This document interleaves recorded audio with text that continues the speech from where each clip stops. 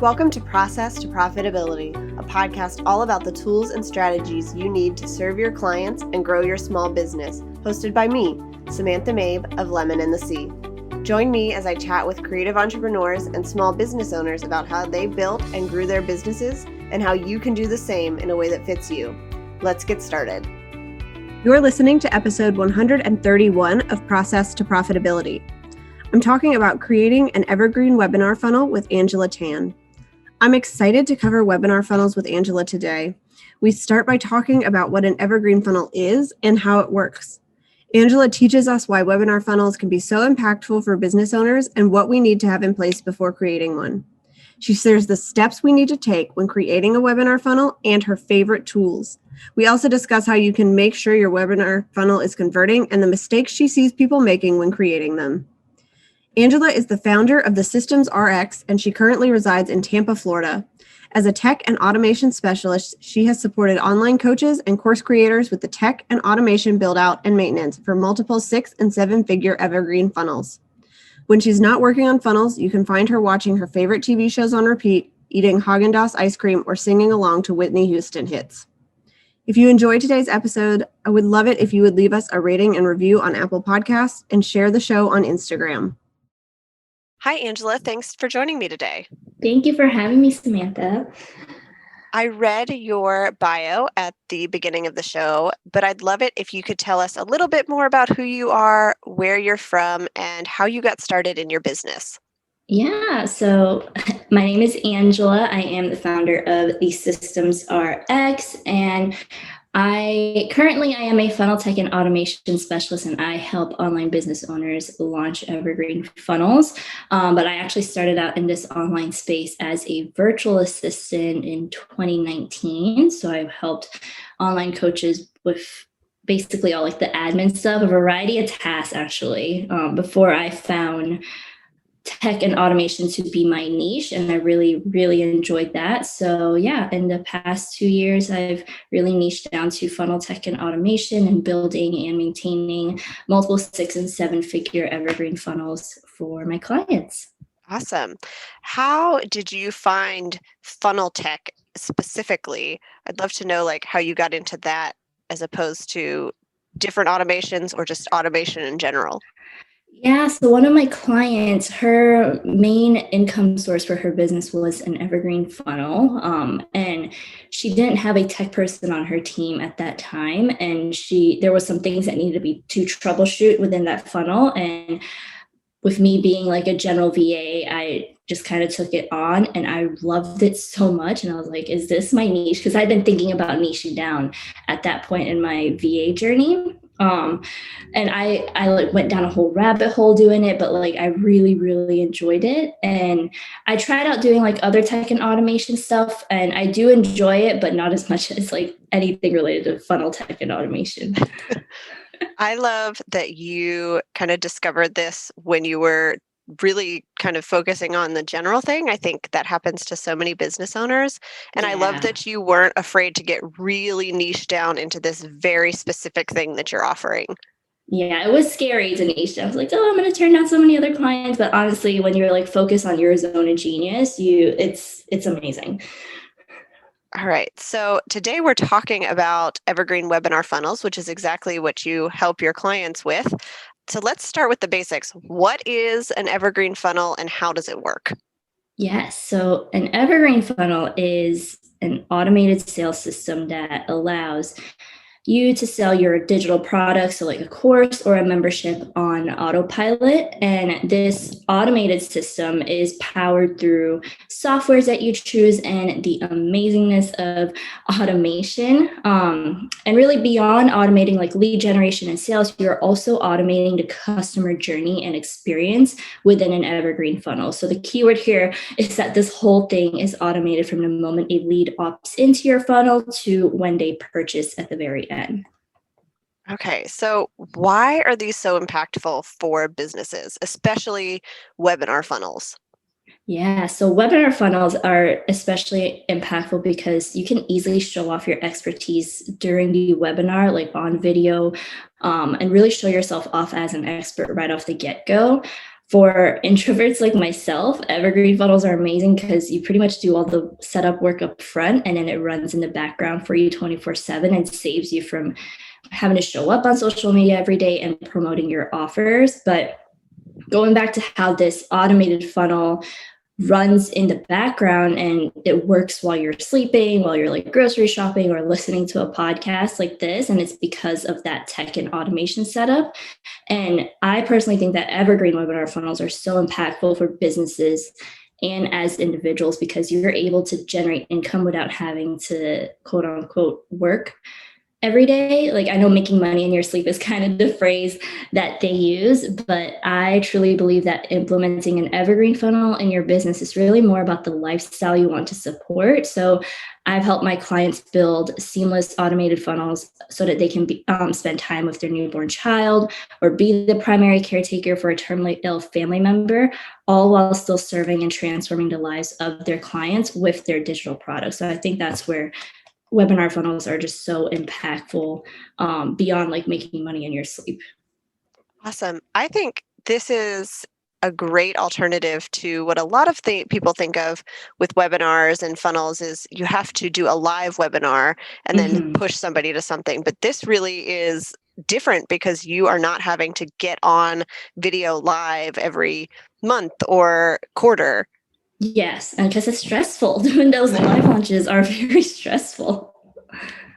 All right. So what do we need to have in place before we even get into the creating kind of the tech and the funnel? Like, what are the building blocks we need?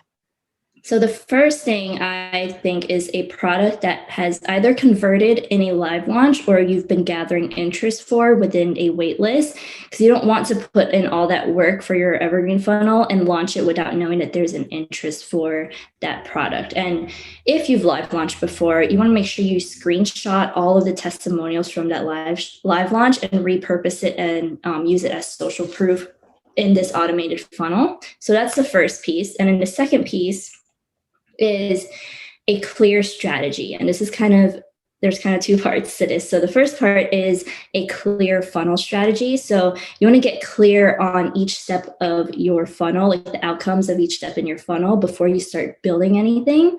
And then the second part to this is strategizing your tech stack. So take the time to play around with the different tech options before building your funnel. You don't want to choose a software because Katie from your mastermind uses it and she sent you a coupon code to sign up for the same software. You want to make sure that the tech stack that you choose is tailored to support your funnel strategy and is also user-friendly to you and your team if you have team members. And having that clear strategy will prevent you from building and rebuilding pieces or moving platforms halfway through the setup. That's a lot of wasted time and effort. It's almost like building a house. You need a blueprint first before you build out anything. You don't just start building a random wall somewhere and realize like, oh, that won't work. And oh, I've used the wrong materials. You have to be strategic about it and you'll save yourself from a lot of headache and stress.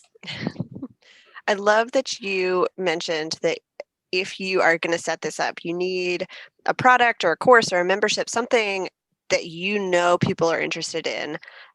Because I feel like I've done this before where I have this idea and I set up the whole system and the whole journey, but I get to the end and nobody wants to buy. So I've wasted all of that time because I really didn't do the first piece first. Yes. Making sure that there's a demand for it. Okay. So let's talk about like planning the steps. You said we need to lay out the journey, kind of what the things we want people to do in this funnel are. So how do we think about that? How do we lay that out?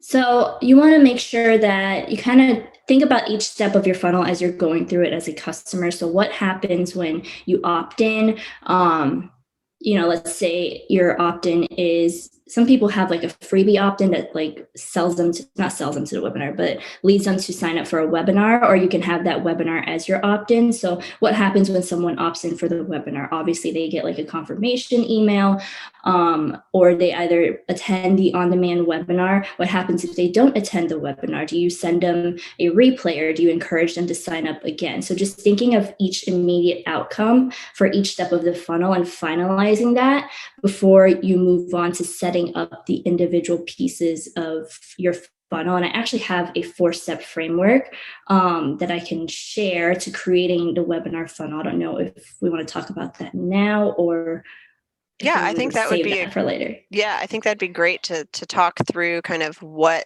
that framework is, what those pieces are that people need to have in place. Yeah, so the first step is that strategy piece that I just mentioned, just getting clear on your funnel and text strategy.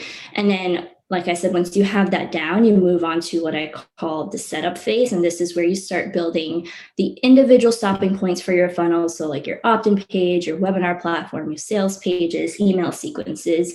And once those individual stopping points have been built out, then you can move on to the synchronize phase. And this is basically just connecting all of those stopping points. So making sure that all your checkout pages or opt-in pages have a thank you page, creating any of the Zaps and Zapier if you use that, or making sure all of your email automations have a start trigger, just integrating the entire funnel. And once that is done, then you have the showcase phase. And this is where you test run everything that you've built. And this phase, you actually refer back to that funnel strategy from that first step as a guide to make sure that you've hit each of the outcome that you wanted to achieve for your funnel.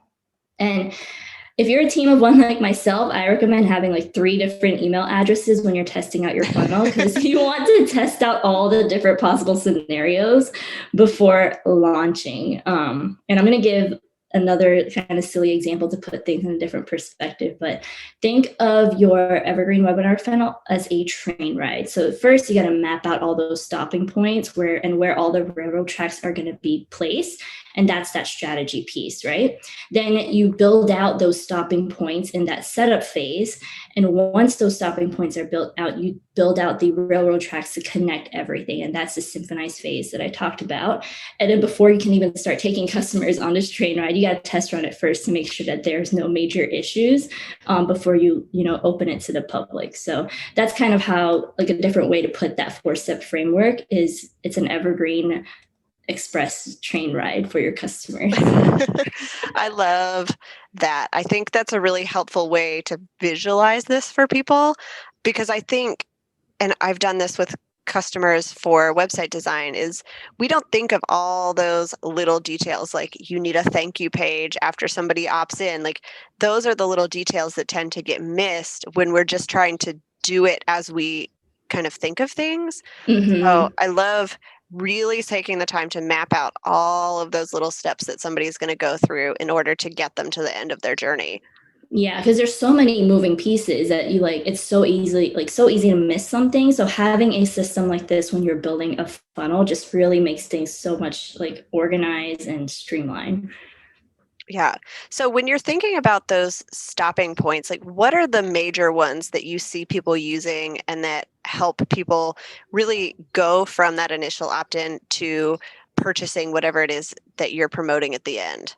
Yeah, so you need obviously an opt-in page or a sales page. I like using lead pages for that because it gives really good analytics.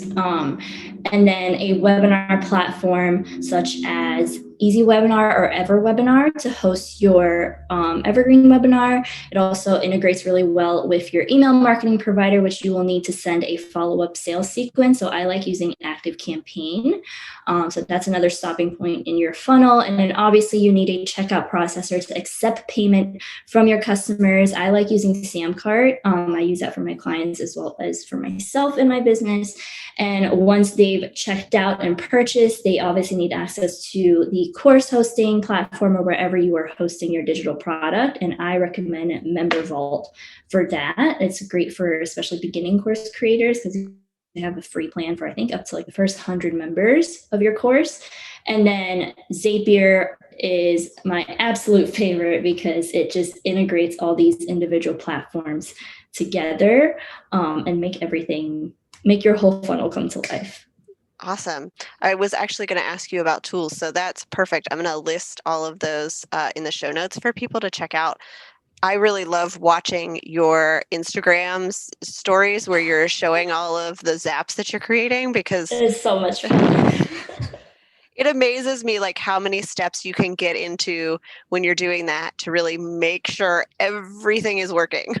Yes. And thank God Zapier, I think the limit is 100 steps. I've never had to go past 23 is the most I've had to go to, but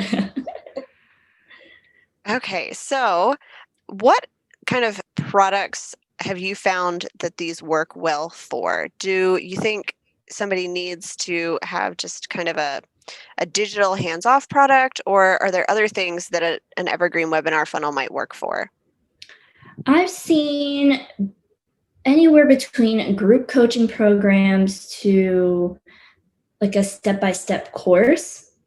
I typically see for evergreen webinar funnels, like anything priced between above $500 for whatever you're selling is when you kind of need that webinar piece to really build that authority to help, make that purchase decision from your customers. But I've seen anywhere between, group coaching programs to templates. I've had a client who sells legal templates. Yeah, just anything digital product wise. Memberships are kind of iffy when it comes to evergreen webinar funnels. It could be like a lower ticket type thing, but yeah, that's my 2 cents on that. Is your website actually working for you? There's only one way to really know if your website is supporting your business: the conversions you're seeing. That's why I've created a guide with 5 updates that you can make right now to get a higher converting website. Everything else, the number of visitors, your follows on social media, your Google ranking, is just vanity if it's not doing something bigger. The power of a well-designed strategic website is in moving people from checking you out to getting engaged. In this free guide, I'll give you 5 simple things you can update on your website to start getting more engagement and turning visitors into clients.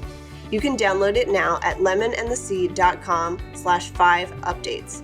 That's lemonandtheseed.com/5 and the word updates. So I would love to know kind of, how do you advise your clients to communicate to people? I think a lot of times we expect webinars to be live, and clearly this is not. So do Mm-hmm. you kind of make that clear up front on this customer journey, or do you find that it's not really an issue for people? I think from an ethical standpoint, it's like you want to make sure that people know it's not live. So like remove the wording live from any of your from any of the copy when you're promoting this webinar. You can say it's a free training, it's a pre-recorded training, like letting people know it's pre-recorded. I know some of these webinar platforms, you have the option of adding a chat box, and you don't want to give people the idea that if they put their questions in a chat box, you're going to like answer it on the webinar, even though it's a pre-recorded webinar. So you could say, like, if you type in your questions in a chat box, someone from our team will get back to you within, a good amount of time, a reasonable amount of time. But yeah, I don't think you want to mislead people that it's a live webinar up front, because that's not a good way to build trust, like off the get-go. Okay. I have seen sometimes where I feel like people are promoting something as live and it's really not, and it feels a little strange. So I like Mm-hmm. just being clear about that, but still you're still providing the value. They're still learning, Exactly. but in some ways it seems like this might be nicer because they don't have to worry about, do I have time at this exact moment to get on a webinar? Yeah, exactly. Okay, so we talked about tools, but let's talk about really kind of testing things out and making sure our funnel works, and then how we can make sure it's converting when our actual clients are going through it. Yeah, so other than looking at sales coming through, I think the industry standard is if 2 to 3% of your email subscribers in your evergreen funnel becomes a customer, then you have a converting funnel. Obviously, if it's above that, then it's a very high conversion. I also think personally a good indicator that your funnel is working is if your subscribers are engaging with your email content. So if they are opening or clicking links in your email, they are obviously interested in what you have to say and offer. And you want to segment people who engage with your evergreen emails based on these interactions, so you can nurture them, in a different way because they are interacting with your email. So, and then tracking those metrics of like open and click rates as this evergreen funnel is running itself will help you optimize your funnel better down the road. Okay, so I would love to know a little bit more about how you kind of segment people out based on their interactions. Do you kind of look at people who have opened and interacted but have not purchased and then add them to something else? Like, how does that work?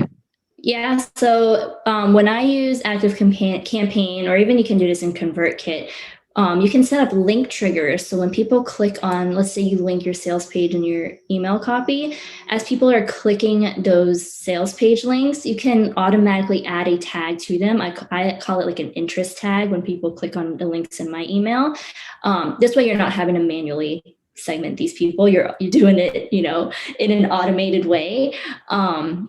And you can also like look at the reports in, I want to say ConvertKit does this too, but both ActiveCampaign and ConvertKit, you can see the number of people who are clicking those links, but automating, like tagging these people who are clicking the links.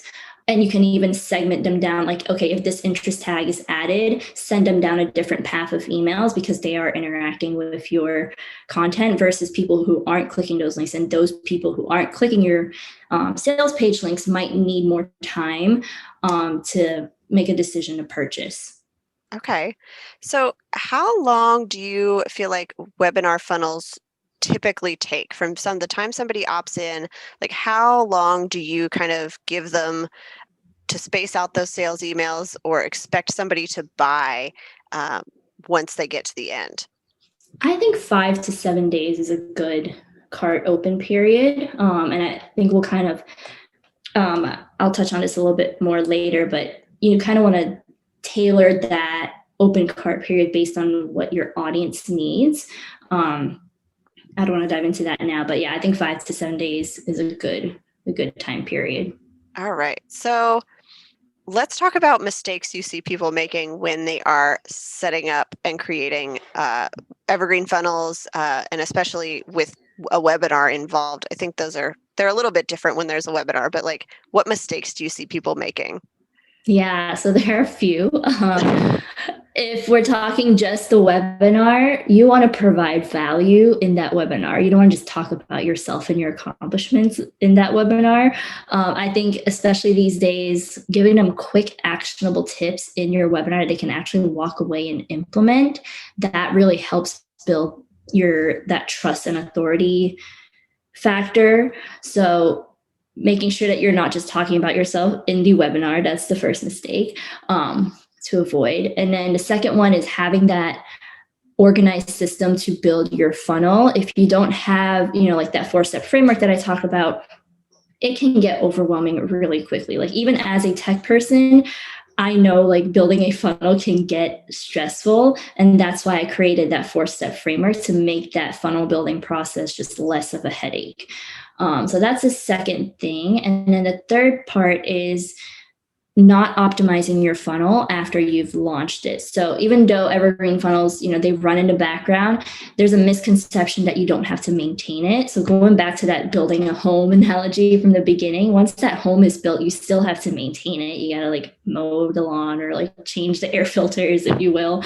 But you have to routinely maintain your funnel so that it works in the long run. So checking all your zaps and automation, seeing if there are any odd drop-off rates in your funnel. So if you have a bunch of people registering for your webinar, but then you notice the attendance rate is really low, well, maybe people aren't getting the link to join the webinar. So maybe you need to tell people on the thank you page once they opt in for your webinar, like, hey, check your spam or promotions email, because sometimes those emails go there and they don't know to check that. So making sure that you see if there are any odd drop-off rates in your funnel and kind of tweak and optimize from there. Okay. And then you also mentioned kind of having a cart open and close time. So how does that work? What does that mean in an evergreen system? Yeah, so you have, let's say, during your webinar, you mentioned like the special offer will only be available for the next like 7 days, and then you have a countdown timer to make sure that that at the end of that 7 days from when the person watched the webinar, that either if you're providing like $200 off offer at the end of the 7 days, it will be back to regular price when they click on that checkout page. Or if you do close your doors at the end of the 7 days and they have to wait until the next time you live launch to join, then you actually make sure that, the countdown timer and the emails and the sales pages all line up so that it matches what you say. Because you don't want someone to click on an email on day 6 and the cart has already closed, even though they're going to get another email on day 7 saying that there's still, another day to join. But I would say, it gets tricky with these countdown timers. So you want to like take some time to play around with it and make sure that everything lines up with your open cart period. Okay. That makes sense. And I think, really we're trying to get people to take action. And then if they are not ready, I'm sure you've got people are then putting them on an email list to continue to nurture them for reminders later. Yes. Okay. So are there any other tips that you have when it comes to evergreen webinar funnels or things that we didn't cover? Yeah. So I would say you want to create a funnel strategy that works best for your niche and your audience. I've built funnels for bookkeepers, lawyers, online marketers, and their funnel strategies have all looked different because what works for an online marketing coach might not work for a bookkeeper. And I'll give an example. If your target audience are moms, you may want to have a longer open cart period than a marketing coach who targets new entrepreneurs, because I know as a mom, when I opt in for an automated webinar, one, there better be a replay sent to me because I'm probably not going to be able to watch the whole webinar in one sitting. Like I hate it when people say there won't be a replay available. It's like, I need that. Like, if I can't watch the whole thing, then I might not purchase your course. And yeah, it just comes off bad. And two, I need more time to decide if I can invest as a mom, because between childcare and diapers and bills and all that, like I want to make sure that this is an investment I can afford. So you want to like tailor your funnel strategy and that open cart period, like I mentioned, to your audience and your niche. So like the bookkeeper that I worked with, she had a longer open cart period because her target audience are also bookkeepers and they do numbers. They need time to do the numbers before they invest. So keeping those things in mind. That would be my recommendation, to tailor your funnel strategy to your audience, not based on what worked for someone else in a completely different niche. Okay. I think so much of business is really figuring out who you're targeting and then what they need, how they're going to interact with things. And it sounds like this is similar, and you need to understand their behavior, things they might need to consider. I mean, I'm with you on the webinar replays. If it doesn't have a replay, I might not even sign up. Exactly. Or like if you say there won't be a replay, but then you do end up sending a replay, it was like, well, then you lied. Like, I think that's like being like the whole, like, promoting that it's a live webinar when it's not. Or saying that, there won't be any replays, but then you end up sending a replay. Like, it's hard to, as a consumer, to trust you as a business owner when there's actions like that. Okay.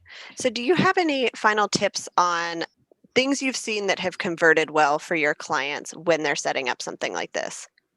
I think just going back to knowing that there's a demand for your offer. Even if you don't want to live launch, at least tease it like with a wait list and gather enough people on your wait list to know what your conversion rate could be when you do live launch. So like you kind of like reverse engineer it. So if we go back to the 2 to 3% conversion rate, like if you need, if you want to have a 2 to 3% conversion rate, I'm not very good at math, so like you would need at least like 100 people on your email, like on your wait list, to get like a true conversion rate, to see how your initial like evergreen funnel launch went. So I think just making sure that you have a product that converts. And even if you don't have the entire product built out, you can do like a what do you call it, when you like drip it out over time, so you can create it like as people are in the program, like going through the first 2 modules initially, and then as they go through it, you kind of build the rest of the modules based on their feedback. So yeah, that would be another tip. All right. Well, and I like that reminder that you can kind of combine different strategies for this. Like you can use this evergreen webinar funnel, but also use kind of the course design strategy where you don't do the whole thing up front until you make sure people are actually purchasing. and just really making this actionable for your business and making it make sense for the time that you have, so you're not held up in the systems and getting everything done and perfect before you launch. Exactly. Yeah, because that you can get tied up in that and like keep pushing back launch dates until like you set everything up and everything is the way you want it to be. So even if it means just like getting the first 2 or 3 lessons up and then like selling it so that you can start getting some traffic in, like I think that's totally okay. All right. So, as we wrap up today, I would love to know if you could recommend one thing to a friend, what would it be? I think definitely use like ethical strategies in your Evergreen webinar funnel. We kind of touched on that a little bit, saying like if it's a live or if there's going to be a replay, or I know sometimes people kind of get thrown off with like closing your cart entirely at the end of the countdown timer, but then like they still see people enrolling throughout, on your Instagram stories, like throughout the month or something like that. So then they're like, oh, I thought like enrollment was completely closed. I'm more of a fan of offering like a discount within the open cart period. Like if you join within the next 5 to 7 days, you get like $500 off. After that, the price goes up. That kind of builds some urgency. But yeah, I think just using like really ethical marketing strategies in your Evergreen webinar funnel would be my one recommendation. I love that recommendation. I think we see people do things that might feel a little bit icky, but we feel like, oh, well, if that's how somebody else is doing it, that must be the right way. And that's a very good reminder from you that we can do things ethically, we can do things in a way that feel good for us and still be able to grow our business and use these strategies. Exactly. Just because you see someone making like 7 figures from, being like very, I guess bro marketing is the word for it, like using those bro marketing strategies, like it doesn't mean that's what you have to do. Like there are ways around it. Okay, so where can people find and connect with you online and check out everything that you do? Yeah, so you can find me on Instagram. My handle is thesystemsrx, or you can find me on my website at thesystemsrx.com. I also have a freebie at the very bottom of the homepage. It's called the Evergreen Funnel Tech Strategy Guide, and this free guide will walk you through all the key questions and criteria in finalizing your funnel strategy and choosing the tech stack tailored for your Evergreen funnel. So it's that first piece of that 4-step framework that I mentioned. So if you're interested in that, feel free to check it out. All right, awesome. Thank you so much for joining me. I will link to all of the tools that Angela mentioned, as well as her Instagram, website, and that freebie for people to be able to check them out. Thank you so much for having me. Thanks for listening to Process to Profitability. Please take a minute to leave an honest review in iTunes so that I can help more small business owners and creative entrepreneurs find the show.